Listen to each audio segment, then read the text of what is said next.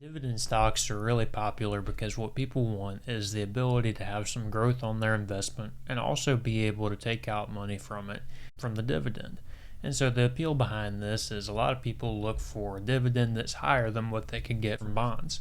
So if they've got $100,000, they're looking to make 5, 6, 7% sometimes off of these dividends so that they can either supplement their income or so that they'll be able to retire and have a better standard of living. So what we're looking at here is some strategies behind this and what can be good and what also you need to stay away from. So some good dividend strategies can be like this. For example, utility companies have a reputation of paying a good dividend, and so that's sometimes a good thing to be in because when interest rates start to cut down, they act more like a bond and they pay a little bit better than a bond that you could get into or a CD at the bank. So that can be a good strategy. There are also a couple of articles that you'll run across every week that come out online, and they say that they have 12 or so good dividend companies. So let's take a look back at these and see how they performed versus the S&P 500. One interesting thing that you'll see is over the last 10 years it underperformed, but over the last 20 it outperformed all the way up until pretty recently.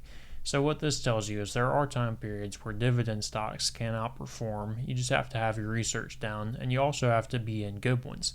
There is a little bit of survivorship bias here, as these are 12 blue chip stocks, and a lot of these high dividend paying companies end up going belly up, or you'll just end up being down over the long term if you invest in them. Since I'm able to make a screener that gives me all the top dividend yielding stocks, maybe I should look up the top 10 and see how they performed over the last year.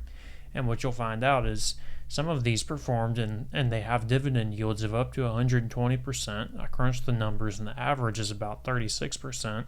And what you'll find out is if you'd invested $100,000 in those a year ago, you would have been way worse off investing in the dividend stocks than in the S&P. And this just goes to show that just because a company has a high dividend yield, it doesn't necessarily mean that they're going to pay it.